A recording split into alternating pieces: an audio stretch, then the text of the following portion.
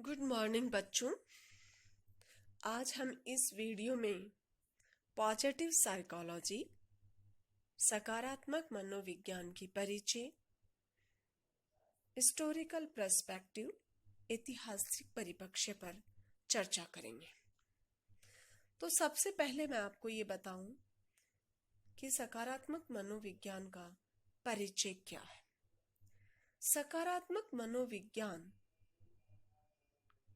एक दशक से भी कम समय में न केवल अकादमिक समुदाय का ध्यान आकर्षित किया है, बल्कि आम जनता का भी ध्यान आकर्षित किया है।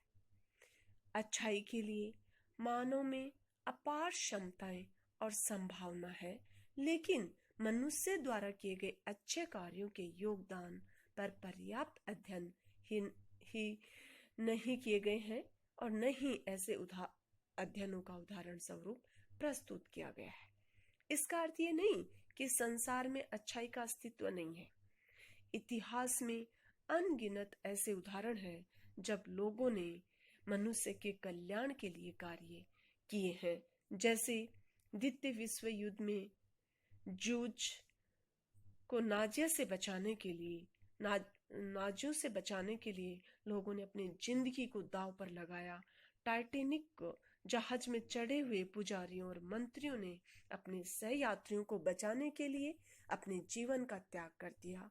सुनामी प्राकृतिक आपदा के समय कितने लोगों ने अपनी जान जोखिम में डालकर लोगों की सहायता की। हमारे दैनिक जीवन में अनेक ऐसे उदाहरण मिल जाएंगे जब लोगों ने अपने जीवन की बाजी लगाकर दूसरों की सहायता करने के प्रयास किए हैं। किंतु दुर्भाग्यवश मनोवैज्ञानिक अध्ययनों में मानव प्रकृति के बुरे पक्ष पर अधिक अध्ययन किए गए और नकारात्मक पक्षों को अधिक वास्तविक एवं सही मानकर चला गया। जीवन एक प्रवाह की तरह है, जहाँ बहुत सारी खुशियों के बीच दुख भी साथ साथ आते हैं। दुख आते हैं और उसके बाद सुख। ये प्रवाह दुख सुख का नियमित रूप से चलता रहता है। यह भी सत्य है कि नकारात्मक परिस्थितियों से बच पाना संभव नहीं है, यानी हम नेगेटिव सिचुएशन को छोड़कर या इनसे बच पाए, ऐसा संभव नहीं है। लेकिन खुद को इन नेगेटिव परिस्थितियों में भावात्मक एवं आध्यात्मिक सहायता से अपने आप को मजबूत बनाएं, नकारात्मक परिस्थितियों को सकारात्मक में बदलने और सकारात्मक दृष्टिकोण रखें। नकारात्मक सोच हमें केवल दुख ही दे सकता है, जबकि सकारात्मक सोच ही हमें जीवन में खुशियां दे सकता है। जब कोई भी बात कठिन परिस्थिति हमारे सामने आती है तो हम एकदम से नकारात्मक सोच हमारे दिमाग में आती है, लेकिन कुछ क्षण बाद अगर हम उसको बहुत ही शांत दिमाग से सोचते हैं तो पॉजिटिव थॉट आते ही हमारे जीवन में हल्की हैप्पीनेस आ जाती है। सकारात्मक सोच ही हमें जीवन में खुशियां दे सकता है। यह सत्य है कि हम जैसा सोचते हैं वैसा ही प्राप्त करते हैं। नकारात्मक सोच हमें निराशावादिता और नाकामी की ओर ले जाती है, वही सकारात्मक सोच हमें सफलता की ओर बढ़ाती है। सेलिंगमैन ने बताया, मनोवैज्ञानिक दृष्टिकोण में एक बड़ा बदलाव किया जा सकता है। उन्होंने बताया कि मानव स्वभाव की बुराइयों को कम करने की कोशिश में मानव स्वभाव में सकारात्मक बदलाव लाने के लिए प्रोत्साहित किया जाए। उन्होंने अपने श्रोताओं से प्रश्न किया कि मनोविज्ञान में खुशियों व प्रोत्साहन के संदर्भ में अध्ययन क्यों नहीं किया जाए। उन्होंने सकारात्मक मनोविज्ञान के संदर्भ में असंतुलन की ओर शुरुआत में ही बताया कि हम अधिकतर कमजोरियों पर ध्यान देते हैं, वह मनुष्य के दुखों को कम करने की कोशिश करते हैं, लेकिन इसके अपोजिट अच्छा स्वास्थ्य बनाए रखने को बढ़ावा देने के लिए पर्याप्त प्रयासों पर विशेष ध्यान नहीं देते हैं। सेलिगमैन ने यह भी बताया, आशा बताया कि इस प्रकार की मनोवृत्तियों को बढ़ावा न देकर मानव में स्वास्थ्य के बारे में सकारात्मक परिवर्तन करने का सुझाव दिया है। शुरू में इस संदर्भ में नए विचार उभर कर सामने नहीं आए कि ये विचार सिद्धांत का रूप ले सके, लेकिन धीरे धीरे इस क्षेत्र में सेलिंगमैन द्वारा किए गए वक्तव्य जल्दी ही मनोविज्ञान के क्षेत्र में फैल गए। सिगमंड फ्रॉइड का नाम भी लिया जाता है। इस संदर्भ में उन्होंने मनोविज्ञान में व्यक्तित्व के नकारात्मक पक्ष पर अधिक बल देने का प्रयास किया। फ्रॉइड ने इस विश्वास को बढ़ावा दिया कि दिन प्रतिदिन दिखने वाली विनम्रता और दयालुता के पीछे स्वार्थ से भरे प्रेरक होते हैं। जैसे विद्यार्थी अपने मित्रों को स्कूल द्वारा किए गए होमवर्क में सहायता करता है, ये देखने में ऊपर से परोपकारी व सकारात्मक व्यवहार दिखता है, किंतु ये कहा जा सकता है कि स्वयं को दूसरों से बेहतर दिखाने के लिए एवं दूसरों पर प्रभुत्व जमाने के लिए वह विद्यार्थी अपने साथियों की मदद कर रहा हो। यदि कोई कम वेतन पर दूसरों का कार्य करके उनकी सहायता करता है तो फ्रॉइड का मानना है कि वह अपनी अपर्याप्तता की भावना एवं ग्रंथि की पीड़ा से स्वयं को बचाने या क्षतिपूर्ति करने के लिए ऐसा कर रहा है।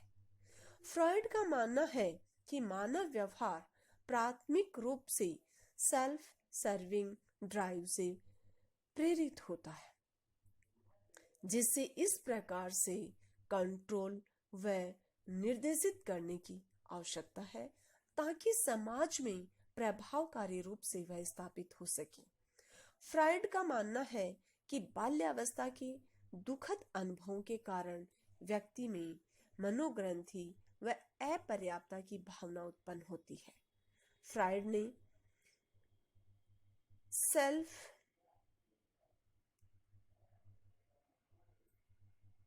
पूर्ति व्यवहार को बुरा व्यवहार नहीं माना है।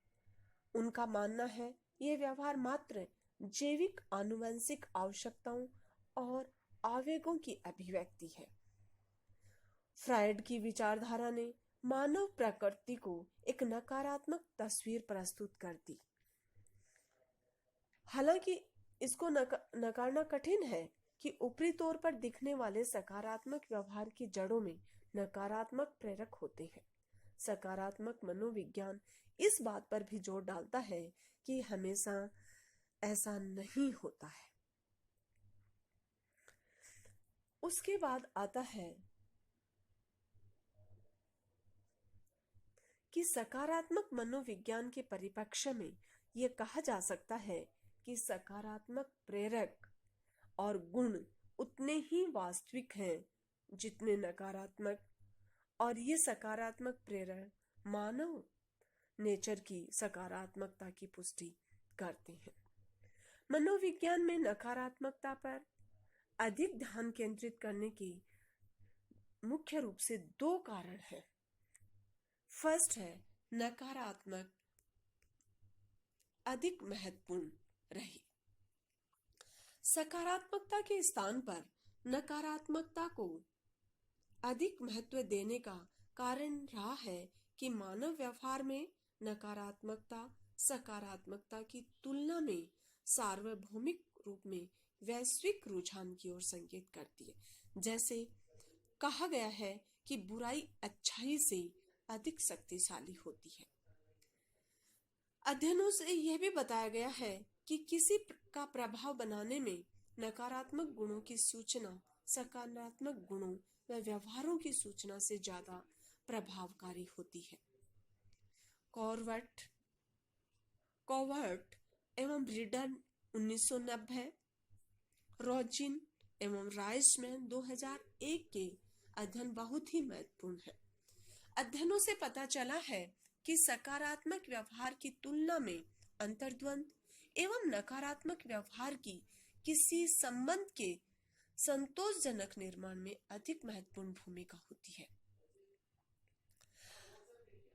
अध्ययनों से यह भी सिद्ध हुआ है कि नकारात्मक स्टेटमेंट बहुत से नेक व्यवहारों के प्रभाव को खत्म कर देते हैं और एक बुरा गुण व्यक्ति की प्रतिष्ठा को गिरा सकता है। नकारात्मकता के अधिक शक्तिशाली होने का कारण है कि हमारे प्रतिदिन के जीवन में अच्छी और तटस्थ घटनाएं बुरे की तुलना में अधिक होती हैं, जिसके कारण बुरी घटनाएं कम होने के बावजूद भी हमारी सामान्य आकांक्षाओं के विपरीत खड़ी दिखाई देती हैं। अध्ययन बताते हैं कि क्योंकि अच्छी घटनाएं हमारे अनुभव से में ज्यादा होती हैं और सामान्य जीवन में अधिक प्रचलित भी होती हैं, ऐसी स्थिति में नकारात्मक घटनाएं हमारी आकांक्षाओं को तोड़ती हैं। इसलिए परिणाम स्वरूप उन्हें हम अधिक महत्व देते हैं और उन पर अधिक ध्यान देते हैं। हम बुरे को अच्छे से अधिक ध्यान से देखते हैं। यह अनुकूलन विकासात्मक व्यवहार को परिलक्षित करता है।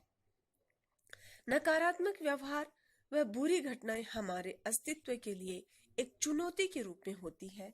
इसलिए विकासात्मकता में अस्तित्व को बनाए रखने की भावना हमें बुरी घटनाओं के व्यवहार को अधिक ध्यान से देखने के लिए बाध्य करती है। प्रोटो एवं जॉन ने नकारात्मक सामाजिक सूचनाओं पर ध्यान देने की शक्ति को विकासात्मकता से समझाने का प्रयास किया। इसलिए मनोवैज्ञानिकों ने भी इसका अध्ययन अधिक किया, जिस पर व्यक्तियों का सबसे अधिक ध्यान रहा और जिनसे मानव व्यवहार पर सबसे अधिक प्रभाव पड़ा। इसके बाद हम नेक्स्ट वीडियो में जो मनोविज्ञान में नकारात्मकता पर अधिक ध्यान केंद्रित करने के 2 कारण हैं, नकारात्मक अधिक महत्वपूर्ण रही, फर्स्ट ये और दूसरा रॉक मॉडल, तो हम डिजीज मॉडल को दूसरे वीडियो में करेंगे।